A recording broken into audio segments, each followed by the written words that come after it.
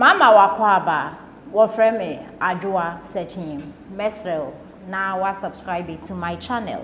Me a notification bell no so for more news.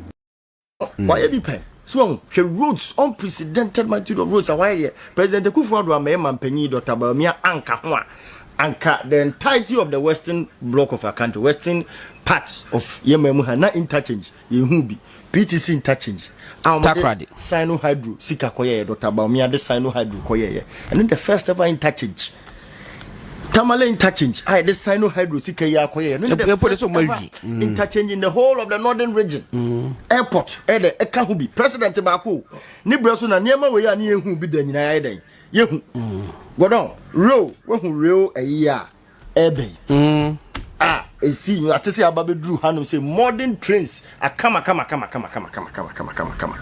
ebesi your real system so ni nyina one president I know there's one thing people forget and na me person me kai yenuan mo mabunu na ye de hol mo ewi de so na be wi and then mabunu ni nyina adwuma en kre mabunu ni bebre wo fi a omo nya adwuma nanso president ani aban bienu ho a waba wafa Ghana fo ema adwumam ese president Akufo-Addo and Dr. Bawumia enye me wanwa se John Mahama nkasa kura oni aban nya agye ogina UPSC ese omampanyi Akufo-Addo Dr. Bawumia have engaged with the brofocast say unbridled recruitment into the public sector obeso just say wafa emaburu na adwuma mu dodo na no who say no ye bone yes he believes say bone but we can't apologize for that because yen nuanu ma school tifie aboso padwuma ni bia and who fie na say wani suade hu say obekọ immigration between party me no ho nia otena ba mu a say wani suade hu betimi abam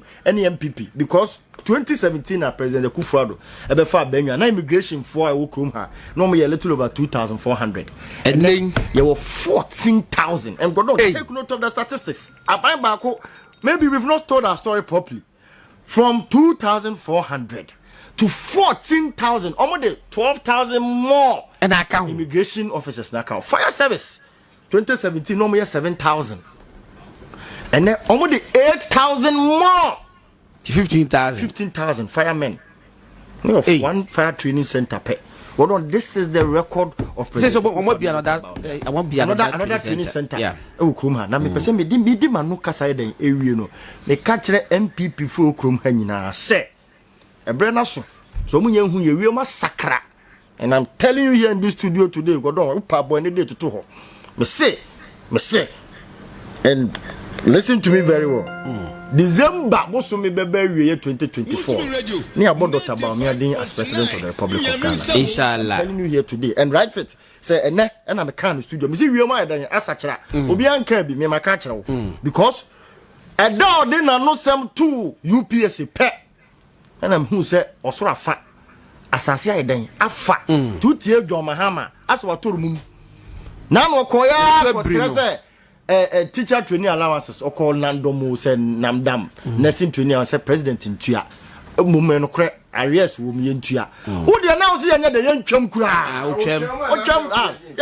ochem and na professor Nana yes and now you have the guts to go and stand before South students and catch them almost say Mr. Mampanyini and all of this things expose him to go down. Martin. By end of December, Dr. Bawumia will be declared president of this republic.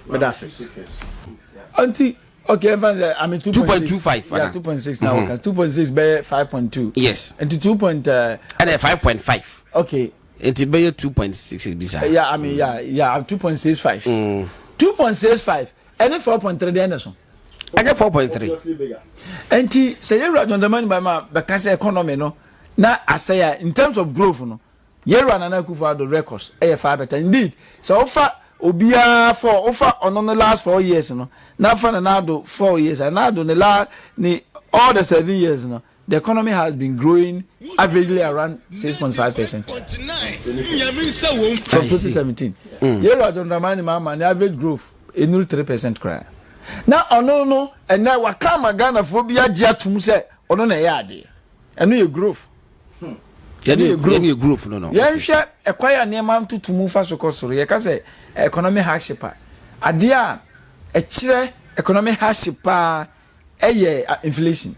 the closest macroeconomic indicator they measure economic hardship inflation. Wait a minute, and then the aba no na me tie news be almost say alcoholic beverages ho pa almost alcoholic beverages say ama inflation cost ro pa they say na omo ka bibi ka ho anyway na measure figures na no ya share nyame admasate day yes enti yera John Ajekum but make no sa figures we are ne Ghana Sasca Service omo panyin omo boss e dey atudwa no yera professor anim e dey atudwa no sa figure no headline year on year yes ya na amount for confuse bebrebe na NDC for no say yera vice president Dr. Baumia o issue headline year on year no mdimika no makwa